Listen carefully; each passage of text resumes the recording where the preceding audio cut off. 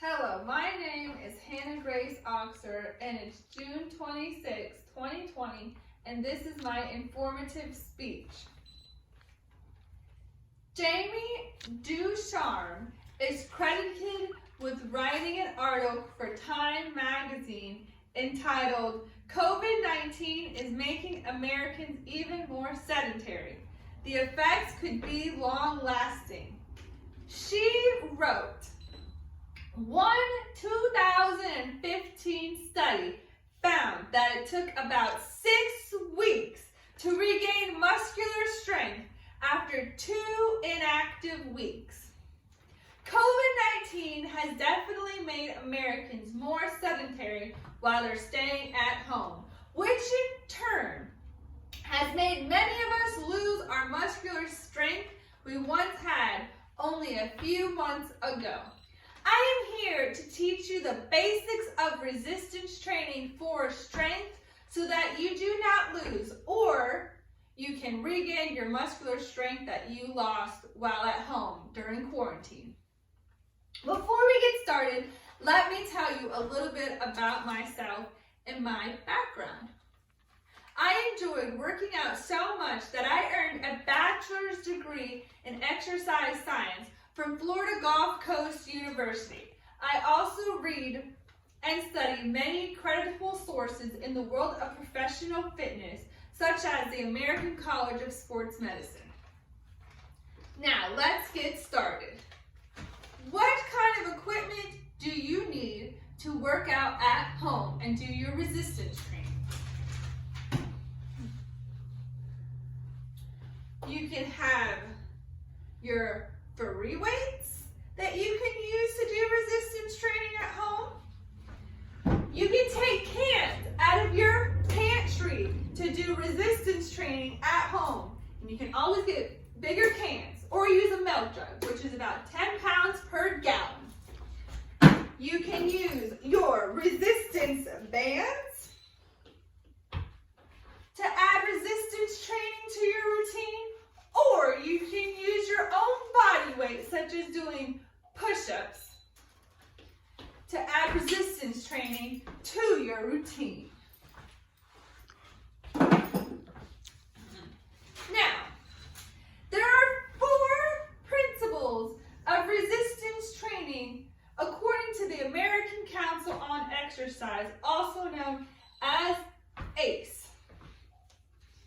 According to Pete McCall, who wrote an article for the American Council on Exercise in 2015 titled ACE Integrated Fitness Training Module for Functional Movement and Resistance Training Phases 3 and 4.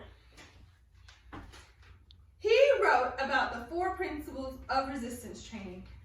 The first principle is the principle of specificity, which basically is how you train your body is how it will adapt to its training, such as training for muscular strength, muscular hypertrophy, muscular endurance, or power. 2 is the principle of overload, which is you have to work with a greater workload than normal, such as you can't stay at 10 pounds forever. Eventually, you have to move up or you won't make any gains. The third principle is the principle of progression. The intensity of the exercise must gradually become more challenging, such as if you can only do 8 repetitions, you have to challenge yourself to go up to 12 repetitions. The 4th principle is the principle of reversibility. You can't expect to continue making gains if you either 1, train at a lower intensity, or 2, you stop doing your resistance training because you will become weaker than you previously were. Now, what are the guidelines for resistance training? Well, according to the American College of Sports Medicine, the guidelines for resistance training for strength are: you have to do your resistance training 2 to 3 days a week. The intensity must be between 60 and 70% of your 1 repetition max. Or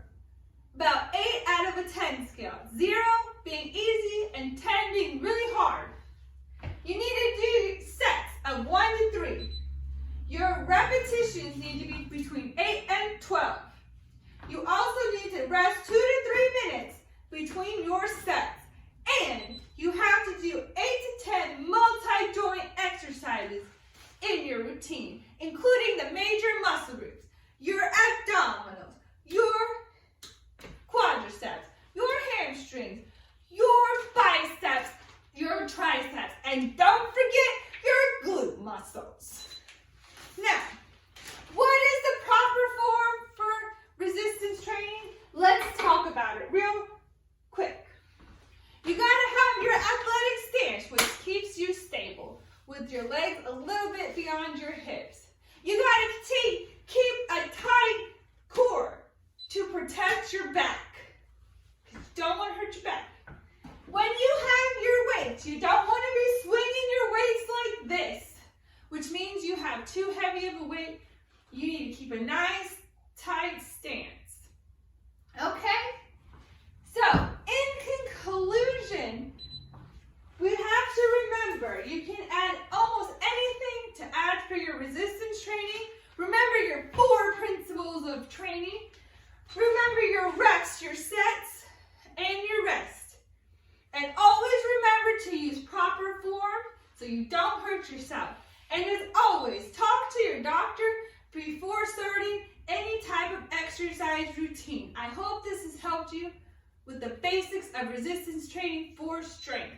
Thank you.